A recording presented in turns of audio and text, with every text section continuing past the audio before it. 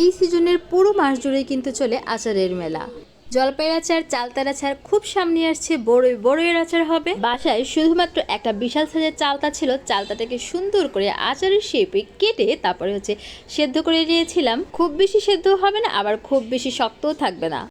এবার প্যানে দিয়ে দিব একদম খাঁটি ঘানি বাঙানি সর্ষের তেল, সাথে দিব অল্প একটু রসুন। যেহেতু চালতার আচারে চিনি ইউজ করবো, সেক্ষেত্রে সরষের তেল কিন্তু খুবই কম দিব। একই সাথে দিয়ে দিব চালতাগুলা যে আগে থেকে ভাপ দিয়ে শুকিয়ে রেখেছিলাম। ওই চালতাটা, সরষের তেলটা যখন গরম হবে এবং রসুনটা ভালো মতো ভাজা হয়ে যাবে, তখন দিয়ে দিব এই চালতাটা। তেলের সাথে একটু ভাজা ভাজা করে উল্টে পাল্টে তারপরে সাথে লবণ, হলুদ, গুঁড়া মরিচ আর দিয়ে দিব 2টা শুকনো মরিচ, পরিমাণ মতো চিনি, যেহেতু আচারটা হবে মিষ্টি। তারপর কিছুক্ষণ হয়ে গেলে দিয়ে দিব পাঁচফোড়ন। ব্যাস, এইবার কাজ কমপ্লিট। এইবার শুধু নাড়াচাড়া করব, মাঝখানে একটু ঢেকে দিব। কতটা পানি উঠেছে দেখতে পাচ্ছেন। আর এই যে তিতির সাহেব কিন্তু আমার সাথে সবসময় দাঁড়ায়। তিতির আমার আশেপাশে থাকলে আমার কিন্তু সব রান্নাই কিন্তু অনেক বেশি চমৎকার হয়। এই যে যেমন দেখছেন চালতার আচারটা কতটা জুসি, রসালো এবং ইয়ামি হয়েছে।